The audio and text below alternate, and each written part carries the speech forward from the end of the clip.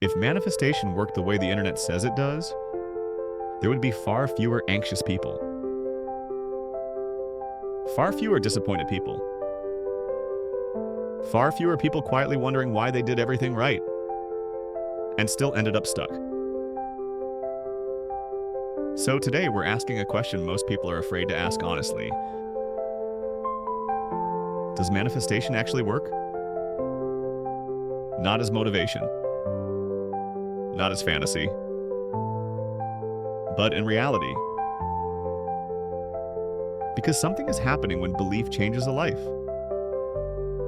And something else is happening when belief turns into self-blame. Ancient philosophers knew this. Modern neuroscience confirms it. And yet much of what we're told today misses the point entirely. This video is not here to destroy hope. It's here to replace illusion with clarity. And clarity is far more powerful. Let's begin. Why this question matters now.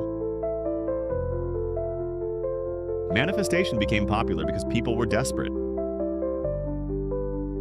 Desperate for control in an unpredictable world.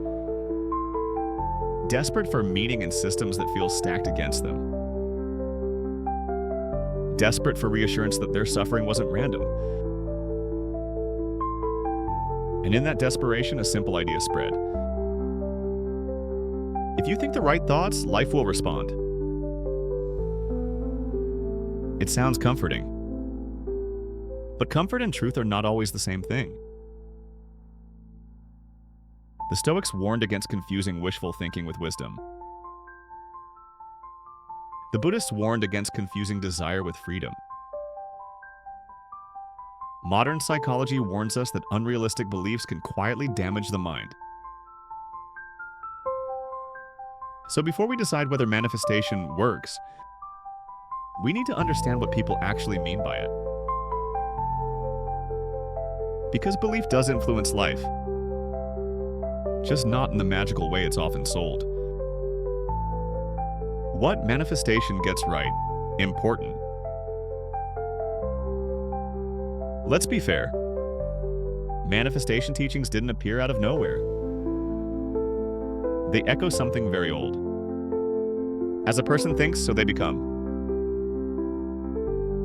Marcus Aurelius wrote that your life takes the shape of your thoughts.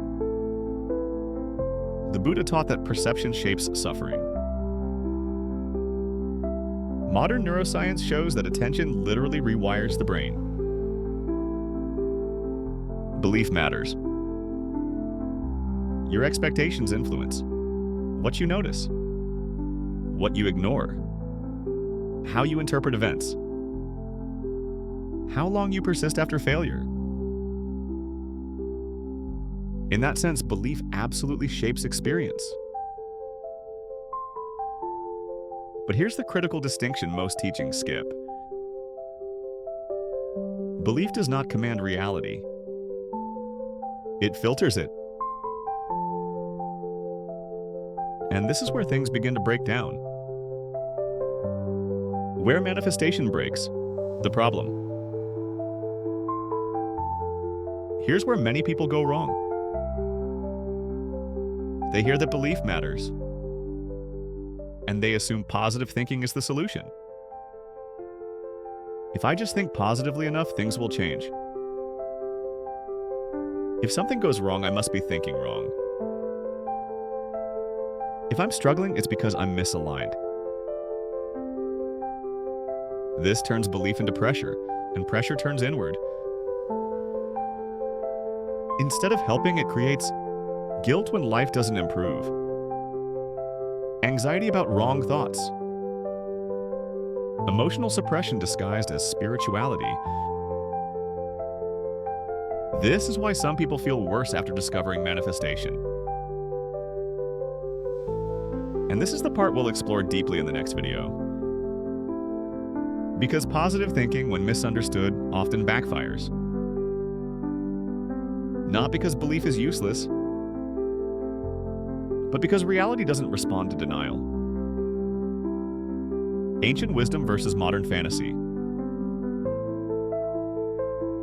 Ancient philosophies were never naive. The Stoics didn't believe thoughts controlled the world. They believed thoughts controlled how you met it. The Buddhists didn't teach attraction. They taught non-attachment because clinging distorts perception. None of them promised outcomes. They promised something far more dangerous and powerful. Responsibility. Responsibility for attention. Responsibility for response. Responsibility for action. That's a very different promise than just believe hard enough. What science actually says. Modern neuroscience offers clarity here.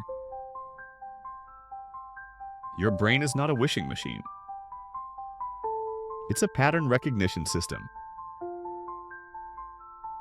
Beliefs train your brain to dismiss others, interpret neutral events as threats or signals. This is why two people can live the same life and experience completely different realities. Not because the universe favors one, but because perception shapes behavior, and behavior shapes outcomes. This mechanism is what people feel when manifestation works. We'll break this down fully in the third video, because once you understand how the brain filters reality, the mystery disappears when agency returns. The dangerous half-truth. Here's the dangerous half-truth. Belief alone changes nothing. But belief combined with consistent action changes everything. When manifestation teachings skip action, they turn wisdom into fantasy. When they skip reality, they turn hope into self-blame. And when they skip effort, they quietly sabotage the people who need help the most. This isn't spiritual failure. It's misunderstanding. The real question. So, does manifestation actually work? Not as magic. Not as control. Not as entitlement. But as alignment. Alignment between what you believe, what you notice, what you repeatedly do. And in the final video of this series, we'll talk about how to live in that alignment without slipping into delusion or despair. But before we get there, we have to confront one of the most common traps of modern self-help. The idea that thinking positively is always helpful. Because for many people, it isn't. It's quietly doing the opposite. In the next video, we'll explore why positive thinking often backfires, and what actually works instead. And if this video unsettled you just a little, that's a good sign. This video is part of a 4-part series on manifestation, belief, and reality. Watch them in order. And if you ever feel tempted to blame yourself for circumstances beyond your control, come back here. Clarity is a form of compassion.